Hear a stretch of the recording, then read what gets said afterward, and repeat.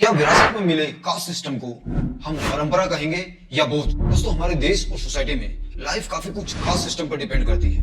हमारा status, career, marriage, यहाँ तक कि इलेक्शंस भी कास्ट के हिसाब से लड़े जाते हैं। दोस्तों, एक बार ये तो जरूर सोचना चाहिए कि इस सिस्टम से हमारे देश को, हमारी सोसाइटी को फायदा हो रहा है या ज्यादा नुकसान। जो कास्ट हमें अपने लोगों से जोड़ती है वही हमें दूसरे लोगों से दूर भी करती है। अब अगर हम इस कास्ट सिस्टम को फॉलो कर रहे हैं, इस विरासत को आगे बढ़ा रहे हैं, तो उसके लिए हमें इसे समझना बहुत जरूरी है। दोस्तों, कास्ट सिस्टम के बारे में सबसे इंपॉर्टेंट बात यह है कि ये प्रोफेशन बेस्ड था, वर्ण व्यवस्था, जिसका जैसा काम उसका वैसा वर्ण। लेकिन फैक्चुअली कोई काम बड़ा या छोटा नहीं होता, तो कोई भी जाति बड़ी या छोटी नहीं हो सकती। एक कारण यह भी हो सकता है कि जो लोग डेंजरस टाइप के प्रोफेशंस में थे, जिनसे बीमारी, इन्फेक्शन का खतरा था, क्योंकि हेल्थ फैसिलिटीज इतनी अच्छी नहीं थी, डेथ रेट काफी ज्यादा थी, तो सेफ्टी पॉइंट ऑफ व्यू से उन्हें सोसाइटी से थोड़ा दूर रखा गया। लेकिन आज के समय में जब मेडिकल फैसिलिटीज इतनी अच्छी हैं, सेफ्टी काफी ज्यादा है, तब ये ट्रेडिशंस फॉलो करना काफी बेईमानी है। आज भी आप रिमोट एरियाज में देखेंगे जहां मॉडर्न एजुकेशन और मॉडर्न एक्सपोजर काफी कम है, वहां ये ट्रेडिशंस फॉलो किए जाते हैं, क्योंकि ट्रेडिशनली कोई चेंज नहीं आया।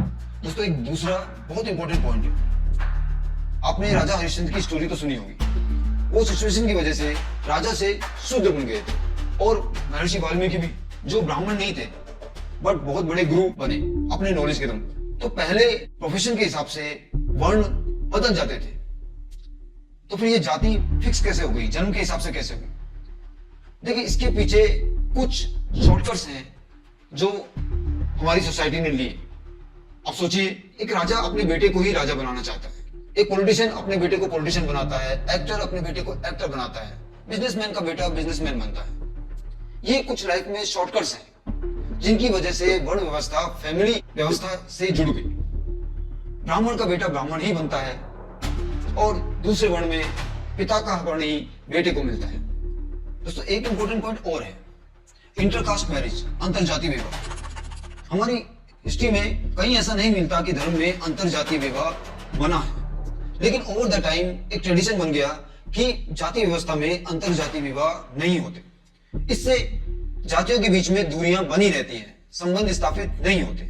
हमारे देश में हमेशा से अरेंज मैरिजेस का चलन है। अरेंज मैरिजेस फैमिलीज अपने इन्फ्लुएंस, अपने स्टेटस या फिर बेनिफिट्स को देखकर करती है। हम आज के समय में भी देखते हैं, डॉक्टर्स शादी के लिए डॉक्टर को प्रेफर करते हैं, लॉयर्स फैमिली से शादी करते हैं। ये सब सोसाइटी के शॉर्टकट्स हैं जिनकी वजह से गलत ट्रेंड स्थापित होता है।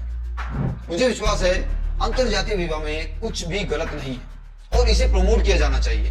दोस्तों, कास्ट सिस्टम का एक डिसएडवांटेज ये भी है कि ये करप्शन को बढ़ावा देता है। भाई भतीजावाद, जैसे अपनी जाति को फेवर करना, दूसरी जाति के लोगों को फेवर नहीं करना, इससे लोगों के बीच में दूरियां, असमानता बढ़ती है।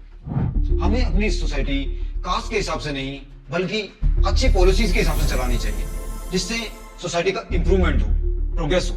दोस्तों, कास्ट सिस्टम से अगर इतना डिसएडवांटेज है, इतना नुकसान है, तो सोसाइटी में इसे इतना इंपॉर्टेंट क्यों माना जाता है? अब ये बहुत इंपॉर्टेंट पार्ट है। क्या आपको मालूम है जातीय जनगणना सबसे पहले कब हुई थी? 140 साल पहले ब्रिटिशर्स ने गुलामी के समय जातीय जनगणना कराई थी, लेकिन आजादी तक नॉर्मल पब्लिक को इसका कोई फायदा नहीं दिया गया। वो सिर्फ लोगों को डिवाइड करने के लिए थी। आज भी ऐसे लोग हैं जो लोगों को डिवाइड कर अपना फायदा कमाते हैं। इनमें पॉलिटिशियंस हैं जो कास्ट के दम पर इलेक्शन जीतते हैं। इनमें वो लोग हैं जो कास्ट के मुखिया बनकर अपना प्रभुत्व बढ़ाते हैं, अपनी पावर बढ़ाते हैं। दोस्तों, अब ये प्रॉब्लम इतनी ज्यादा बढ़ चुकी है कि कास्ट में भी सब कास्ट बना दी गई है, उपजातियां। एक ही कास्ट के कुछ लोगों में आपस में यूनिटी नहीं हो पाती, और यहाँ पर डिवाइड एंड रूल पॉलिसी बहुत अच्छे से काम करती है। कुछ लोगों को बहुत फायदा मिलता है।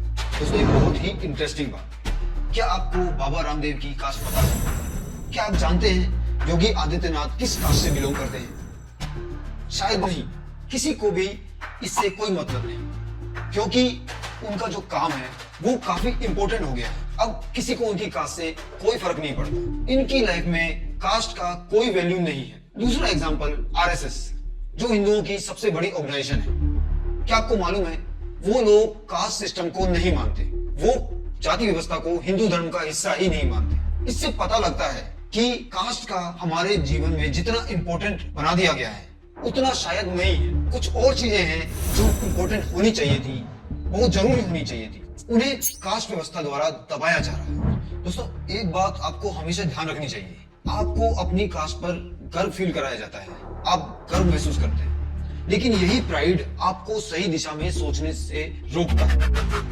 आपका खुद का नुकसान आप देख नहीं पाते हैं। अब अगर आपको अपनी समस्याओं को दूर करना है तो उनके लिए एक बेस्ट जज बनना होगा, और उसके लिए आपका कास्ट न्यूट्रल होना बहुत जरूरी है। दोस्तों, कास्ट की वजह से दंगे होते हैं, फ्रिक्शन होते हैं, आपस में सहयोग कम होता है, जो प्रोग्रेस काफी ज्यादा हो सकती थी वो कहीं रुक जाती है। जहां पूरा दुनिया आज टेक्नोलॉजी में नए नए मुकाम हासिल कर रही है, नई तरक्कियां कर रही है, नए बिजनेस बन रहे हैं, वहां हम अपनी सोशल प्रॉब्लम्स में फंसे हुए हैं। हो सकता है हमारे देश में बहुत ज्यादा सक्सेसफुल लोग होते, बहुत ज्यादा एपीजे अब्दुल कलाम जैसे कई लोग होते, लेकिन कास्ट व्यवस्था ने उन्हें रोक दिया। आप अपनी लाइफ में कास्ट सिस्टम को कैसे लेते हैं ये आपकी चॉइस है, लेकिन फ्यूचर में आपके बच्चों के लिए, आने वाली जनरेशन के लिए कास्ट सिस्टम कैसा बचेगा ये आपकी जिम्मेदारी है। आने वाली जनरेशन के लिए आपको कुछ तो अच्छा करना पड़ेगा, वरना वो भी वैसे ही नुकसान उठाएंगी जैसे पिछली जनरेशन की वजह से हम लोगों ने उठाया। दोस्तों, हम आशा करते हैं कि अब आप जब भी किसी इंसान से मिलेंगे तो कास्ट नहीं बल्कि उसकी काबिलियत के दम पर आप उसकी पहचान करेंगे। मिलते हैं एक नए वीडियो में एक नए अनोखे मुद्दे के साथ। आप अपने कमेंट हमें एग्री या डिसएग्री बता सकते हैं। जय हिंद।